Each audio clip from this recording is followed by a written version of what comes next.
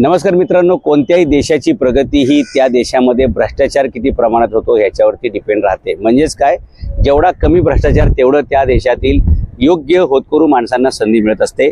आपल्या शेजारी एक देश आहे सिंगापूर नावाचा, त्यांनी भ्रष्टाचार संपूर्णपणे उच्चाटन केलं आणि त्याच्यामुळे 1965ला स्वतंत्र झालेला देश आज त्यांच्या डॉलरची किंमत आपल्या 68 ते 70 रुपये आहे। मित्रांनो, अशाच प्रकारची खूप चांगली परिस्थिती आणि संधी या महाराष्ट्रातील सुद्धा तरुणांना मिळाली पाहिजे आणि त्यासाठी भ्रष्टाचारमुक्त देश केल्यानंतर कशा प्रकारच्या शाळा बनतात, कशा प्रकारचे दवाखाने असतात, कशा प्रकारचे रस्ते असतात, कशा प्रकारचं पिण्याचं शुद्ध प्यायचं पाणी मिळतं, कशा प्रकारचे दवाखान्याचे सिस्टम चालतात, कशा प्रकारे कचऱ्याची विल्हेवाट लावली जाते आणि कशा प्रकारे शहरात नागरिकांना ट्रॅफिक मुक्त जीवन, टॅक्स मुक्त जीवन, म्हणजे आपण असं म्हणूया की टेरर फ्री शहर, टॅक्स फ्री शहर, ट्रॅफिक फ्री शहर हे कसं केलं जातं आणि मेट्रोचं विस्तारित असं जाळं जे आहे ते सिंगापूरमध्ये आहे। खूप चांगले चांगले गार्डन्स आहेत, खूप चांगला समुद्र किनारा आहे आणि विशेष म्हणजे सिंगापूर हा एक अत्यंत शिस्तबद्ध असा देश आहे आणि म्हणून या शहराचा दौरा, या देशाचा दौरा माणसाचं आयुष्य बदलणारा दौरा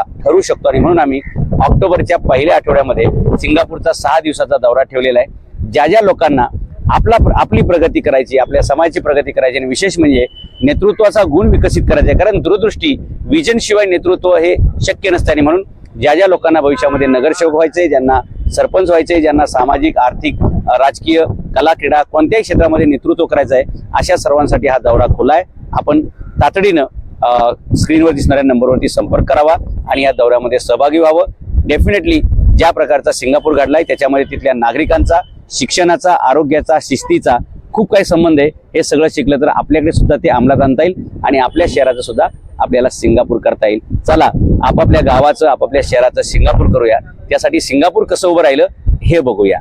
कोणालाही सिंगावर घेत बसू नका, सिंगापूर पाहून बघा किंवा सिंगापूर जाऊन बघा। सिंगावर लोकांना घेण्यात काही दम नाहीये, सिंगापूर पाहण्यात दम आहे।